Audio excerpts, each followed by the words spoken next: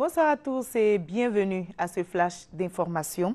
Le président de la République, Alassane Ouattara, a quitté Abidjan pour Paris depuis ce matin. C'est une visite privée en France après d'intenses activités. Il s'agit notamment de la conférence au sommet du traité d'amitié et de coopération Côte d'Ivoire-Burkina Faso qui s'est tenue à Yamoussoukro. Ensuite, l'inauguration du pipeline à Zata, la journée nationale de l'excellence et la célébration du 53e anniversaire de l'indépendance de la Côte d'Ivoire. Après donc toutes ces activités, le chef de l'État s'est rendu aujourd'hui en France pour un séjour privé. Et pour venir à bout de la pauvreté, la Côte d'Ivoire s'inspire du modèle brésilien. Une rencontre entre les membres du gouvernement ivoirien et une délégation de la Banque mondiale vient d'avoir lieu. Le modèle brésilien pour lutter contre la pauvreté a été exposé. La Côte d'Ivoire avait copié cet exemple pour un développement dans tous les secteurs d'activité, principalement le secteur informel, le secteur formel et l'alphabétisation. Les autorités en charge des collectivités territoriales régionales de Côte d'Ivoire vont créer une assemblée des régions. Elle sera dénommée ARCI, Assemblée des régions de Côte d'Ivoire. Sa mission, coordonner les actions des collectivités. Les présidents des conseils régionaux viennent de tenir une rencontre à ce propos pour asseoir les bases donc de l'ARCI, qui est l'Assemblée des régions de Côte d'Ivoire. Abidjan abritera du 20 au 25 octobre le premier séminaire américain sur les droits et la justice militaire en Afrique. Au menu, plusieurs sujets, dont le droit de la guerre et le droit des opérations militaires internationales.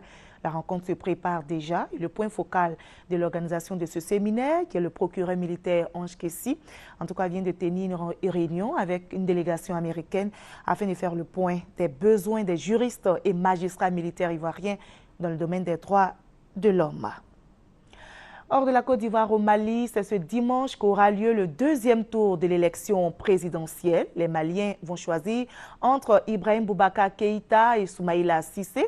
Après la proclamation définitive des résultats par la Cour constitutionnelle hier, la campagne électorale a démarré. L'heure est au jeu des alliances et l'ancien Premier ministre Ibrahim Boubacar Keïta, arrivé en tête de ce premier tour, engrange les ralliements avant le scrutin du dimanche. À 2 jours du second tour de la présidentielle au Mali, la bataille des ralliements fait rage. Mais d'ores et déjà, Ibrahim Boubacar Keïta revendique la victoire. IBK affirme bénéficier du soutien du plus grand nombre de candidats éliminés au premier tour, 22 sur 25. Parmi eux, Oumar Mariko, 2,57% des voix. Ce soutien d'Ibrahim Boubacar Keïta est un grand allié des putschistes maliens et de leur chef, le capitaine Sanogo.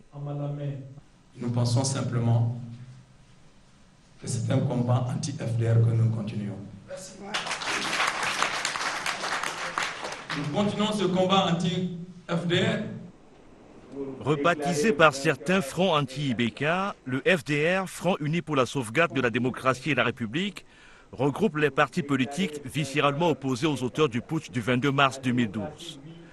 Peu après la proclamation des résultats du premier tour, il s'est quelque peu fissuré.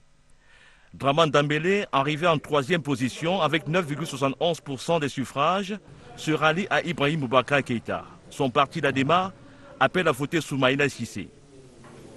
Je voudrais sincèrement m'adresser à l'ensemble des militantes et des militants pour leur demander d'honorer notre engagement. Autre ralliement de poids à la candidature de Soumaïla Cissé, celui de Modibo Sidibé.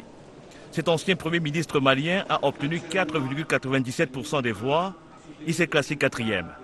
Je sais pouvoir compter sur les partis politiques engagés à mes côtés et sur les centaines d'organisations, ainsi que sur les dizaines de milliers de militants qui ont porté avec moi l'espoir d'un renouvellement en profondeur de nos méthodes de gouvernance.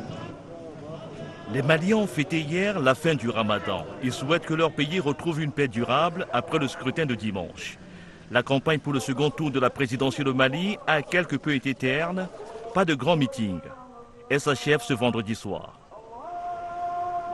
Et toujours sur le continent, cette nouvelle qu'on a prise ce matin, le Bénin est sans gouvernement depuis hier soir. Le président Yahi Boni a mis fin aux fonctions de tous ses ministres. Le communiqué de dissolution a été lu hier à la télévision nationale du Bénin. La nouvelle équipe gouvernementale est annoncée pour bientôt. Les premières grandes précipitations tombées sur l'ensemble du Sénégal toute la journée du 7 août ont fait pour le moment au moins 2 morts, une dizaine de blessés et des centaines de sinistrés. Le président de la République, Macky Sall, s'est rendu sur les sites sinistrés pendant la nuit pour constater les dégâts et réconforter les victimes de l'inondation. C'est la fin de ce flash, on se retrouve à 20h. À tout à l'heure.